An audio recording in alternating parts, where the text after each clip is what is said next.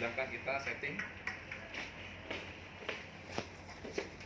Ya, urutannya kalau misalkan ada busur baru teman mau setting di rumah itu seperti biasa pasang limbs dengan risernya. Ini baru tuning ke busurnya aja, belum sama ke aeronya. Jadi kita pasang. Nah, ini busurnya udah berapa tahun? Nggak bakal pecah ya? Oke. Bisa taruh di sini. Oke.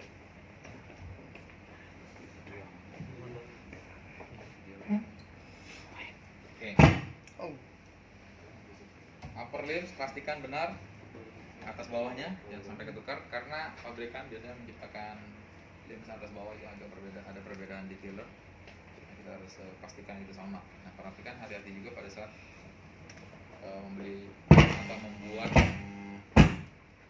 riser lokal, karena kemiringan daripada limb pocketnya ini pun harus benar-benar sama. Oke. Kemudian kita cek, boleh pertama yaitu posisi breast side, ya. Breast side di sini 21 inci untuk 68 ya, udah nih. Ya, 21, bisa sampai 19 sampai 22. Bisa sampai 19 sampai 22 untuk ukuran breast side. Ini 21. Kemudian tiller atas ini 19,5, 19,6. Yang bawah. Nah, pada saat ukur tiller atau breast side ini pastikan jangan limbsnya menyentuh ke bawah. Karena ini udah berubah nih.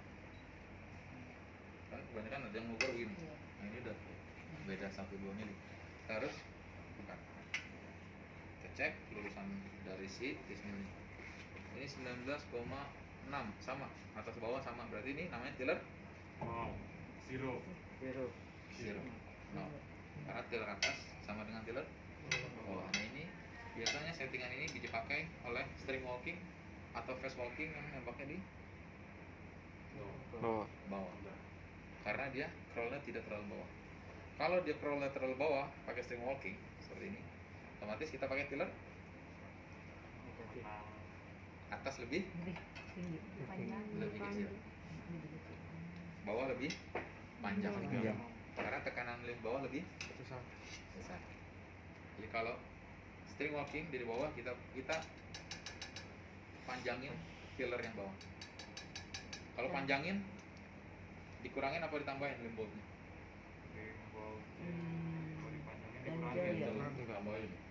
Kalau recurve kan bisa di adjust tuh. Ini juga bisa sih, tapi dikit lah, 2-3 putar, bawahnya harus diganjel. Itu dikencengin apa ditambahin? Biar tillernya nambah. Dikurangin. Iya. Kendorin. Hah? Bukan. Pertanyaannya ditambahin apa dikurangin si limb boltnya supaya dia nambah ini. Kurangin. Oke. Yang atas kalau misalkan dia pakai Olympic atau gap shooting tadi, berarti dia ininya harus lebih, tiller atas harus lebih panjang daripada tiller bawah. Saya ulang, kalau dia pakai gap shooting, dia pakai teknik Olympic sama kayak recurve, hukumnya berlakunya sama kayak standar book. Tiller atas harus lebih Panjang daripada tiller bawah. Berapa bedanya? Bedanya tadi 3 sampai 6. 4 sampai 6. Oke? Itu. Nah, kita sudah cek breast side-nya oke, tiller atas oke, tiller bawah oke. Sekarang kita cek ball center.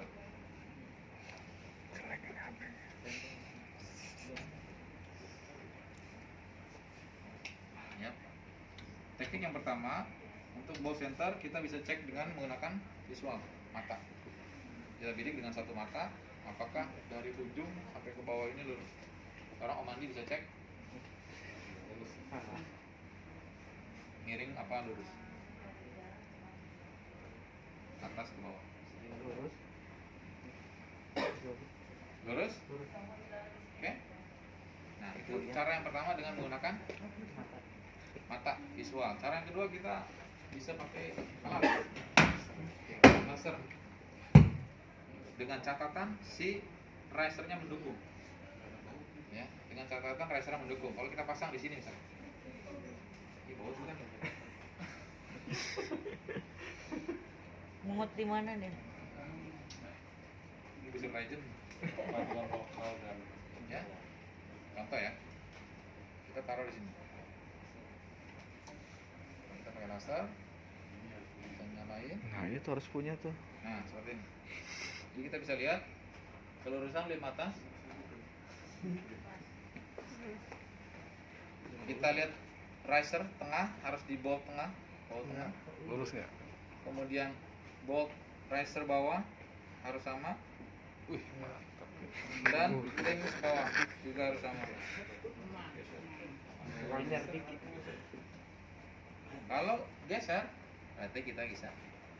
Nah, kalau mata bisa salah. Tapi kalau ini biasanya lebih lurus. Akurat ya. Oke, ini FCS. Nah, ini Nah, nyala kan kan nanti bunyi adminnya. Oke? wajib beli. Nah, itu jadi ini bisa digunakan untuk Bisa pesan ya, selesin. Recoff sama barebow standar bow kita bisa pakai ini. Ketika kita katakanlah ini udah lurus, tadi yang saya bilang saya mau kasih tips. Terus bagaimana caranya biar ini nggak berubah? Karena ini sangat dinamis. Bahan ini pun bisa kita bengkek-bengkek gitu kan. Iya. Kalau di standar bow tadi nggak lurus, kita tinggal pakai doang, nggak bisa apa-apain. Karena kalau kita mau ganjel ini dia pasti kalah ikut melar lem pocketnya. Jadi kalau udah lurus tadi kita geser dikit, tak lurus udah kita tandain. Di sini kita garisin tengahnya di mana, kemudian kita garisin yang atas pakai spidol permanen, yang atas dengan ke riser bawah. Jadi patokan setiap pemasang itu ada di boleh satu garis, boleh dua garis kita bikin. Jadi si atlet tugasnya hanya ngeliat aja kelurusan antara garis ini lens dengan riser. Laser. Makanya standar bow itu perubahannya sangat cepat. Kalau kita nggak teliti, pada saat kebentur atau kesenggol si lens ini itu akan berubah larinya. Kadang ke kiri, kadang ke kanan. Itu hal sepele, tapi kalau kita nggak teliti, pas saat pertandingan sangat merugikan.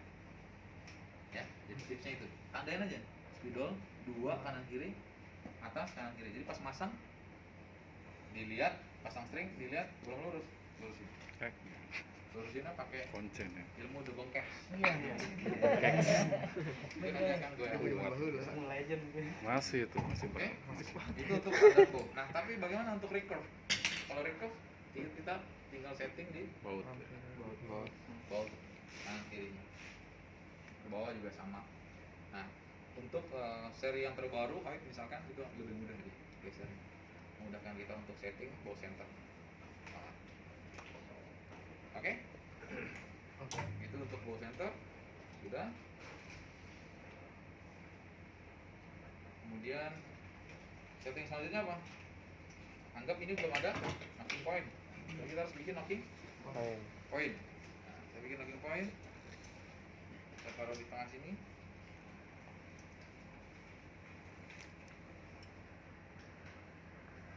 Nah, perhatikan pemasangan si errores. Katakanlah ini kita belum pasang errores ya. Kita pasang pelanjara dulu karena lubang pelanjara nggak bisa di-adjust. Nah, jadi cuma satu masuk selesai kan. Untuk itu kita taruh tempel pelanjernya, jangan langsung kira-kira. Ini kebanyakan kita diposisikan di tengah-tengah lubang ini kan. Nah, itu bisa salah bisa benar. Kalau pas arrow-nya pas di tengah benar. Tapi kalau pas arrow-nya ternyata nggak sama karena diameter arrow beda-beda. Platinum dengan extend aja udah beda. Misalkan pada saat memasang arrow rest, tempel dulu dikit, jangan dikencengin. Tempel dikit, kemudian taruh arrow-nya, arrow-nya.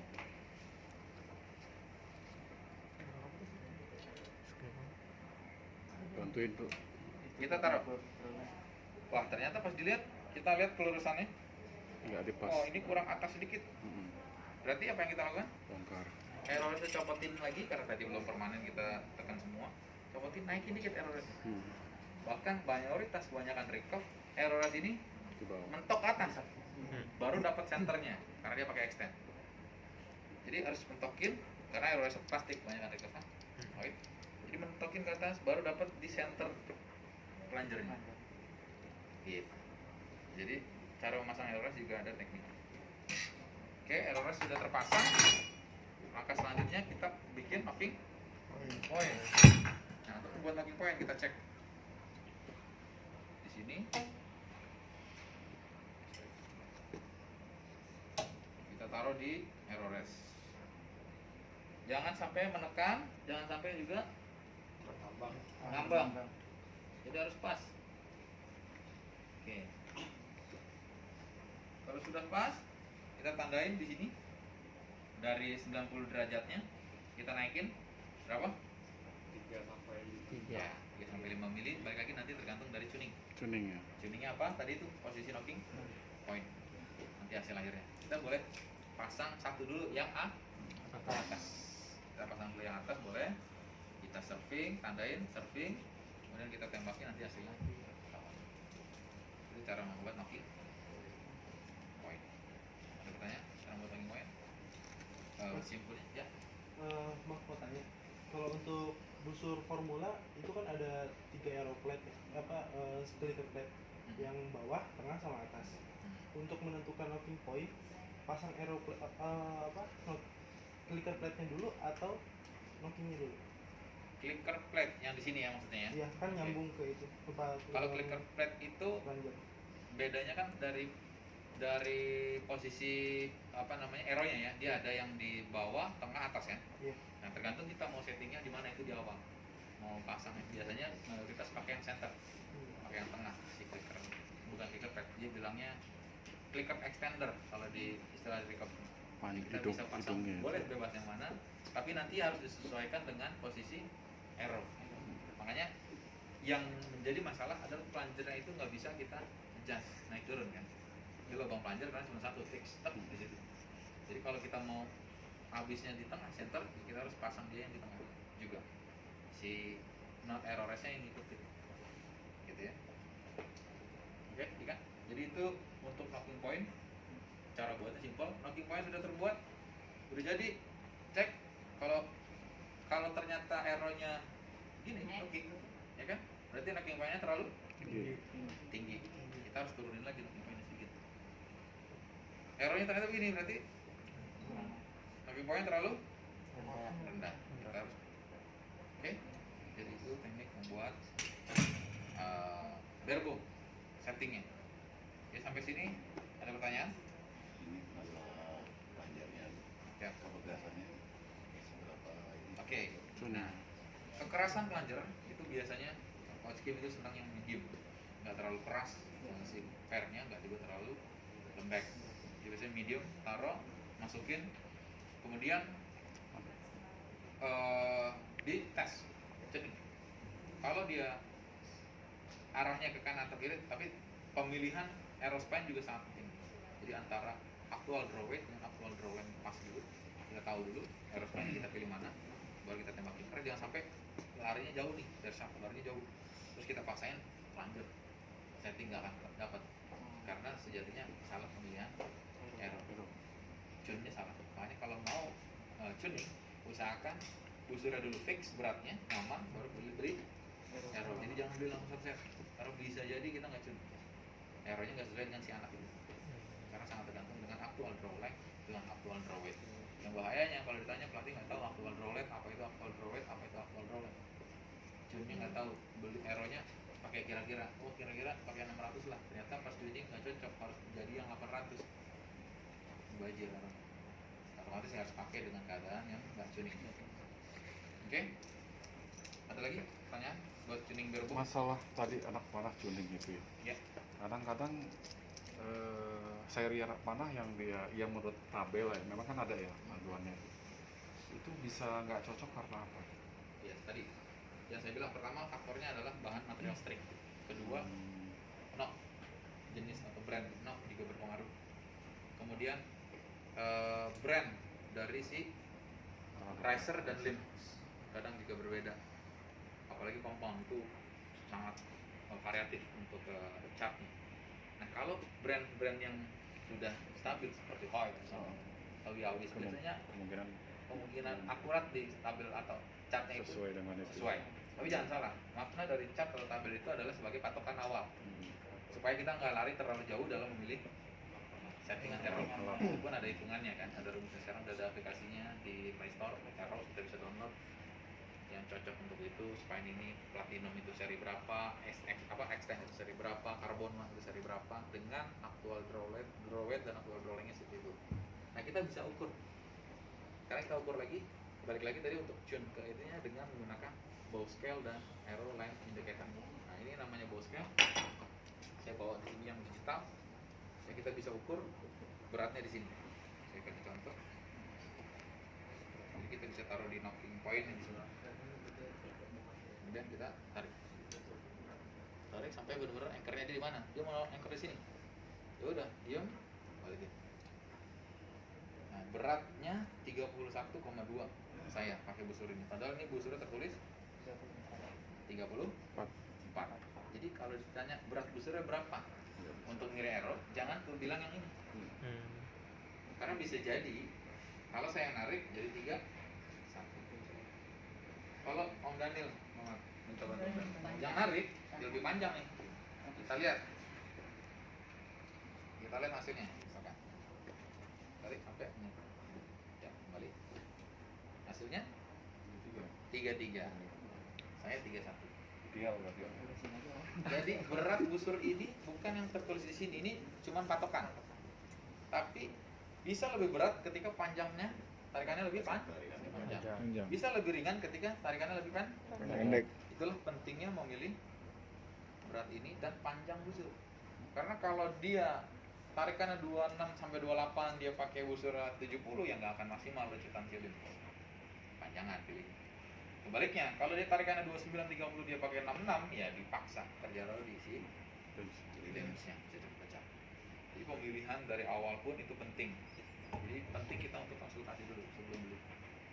Mana yang cocok. Itu untuk mengukur beratnya. Nah, untuk panjang tarikan kita pakai ini. Ya, arrow line indicator. Jadi dari sini, kemudian Om Andi bantu tarik arahin gitu. Sama Oke. Stop. Di plunger 24, di ujung 26. Balikin. Jadi draw length-nya berapa? 24. Ayo Om Erik, kira-kira berapa? Plunger 24. Ulang ya. Lagi. Ngarah sana. Mobil aja Noki. Nah, iya, biar kelihatan di foto. Enggak apa-apa, ini. Enggak, Aman-aman. biar lihat depannya ini. Ya. Biar lihat depannya. Oke, atur. Ya, tarik.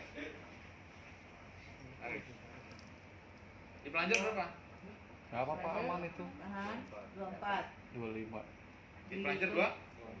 Di ujung ini? 25. 25 lah, 25,1. Tahan. Bener nariknya nggak stabil. Ulang. Jadi panjang tarikannya berapa? 24. Aktual draw length-nya jadi berapa? 25 lah. Ngitungnya dari mana? Kenapa 25? Di ujung ikan. Kenapa 24? Kenapa 26? Actual draw length. Ayo. Ada nih, maaf. Tadi dia kan narik turun gitu kan? Ya. Nggak cocok. Jotan. Butuh mau- sebetulnya panjangnya dia. Katakanlah Butuh model baru. Ya. Contohnya. Butuh model baru. lagi ya, lagi. Katakanlah yang di planjernya kita lihat aja yang planjernya. Planjernya 24 ya. Pelancarnya itu 24. Sok jangan tahan, awas. Planjer Berubah lagi. berapa planjernya? 25. 25. 25. Dia 25 kan? Planjer berapa? 12,5. Tuh, maju lagi dia. Oke, katakanlah di planjernya 25. Jadi aktual draw length-nya dia berapa? 25. Dari planjer ngitungnya. Ya. Di planjer 25. Kalau beli itu gimana maksudnya itu? Aktualnya. Ayo, ini banyak yang Iya. Iya, benar. Iya. Biar paham. Tentang aktual draw length.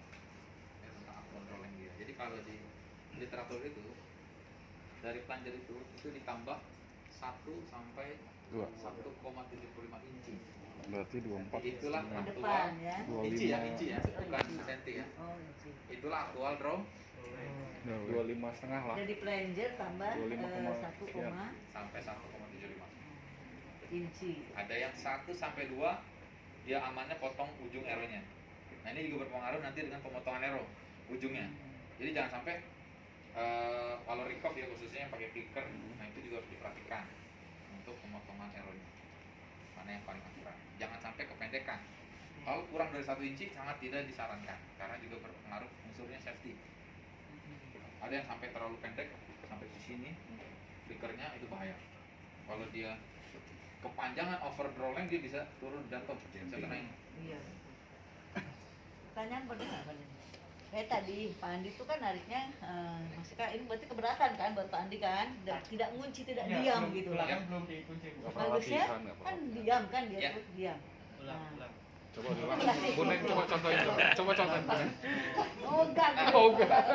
Nah inilah uniknya Berbo. Jadi kendalanya Berbo adalah draw length. Nomor 1 itu paling bermasalah Berbo adalah draw length. Makanya ada peluang orang yang nembaknya stabil sekalipun itu bisa berubah draw length-nya. Saya sekarang ngelatih Holidin-nya. Dia juga sama.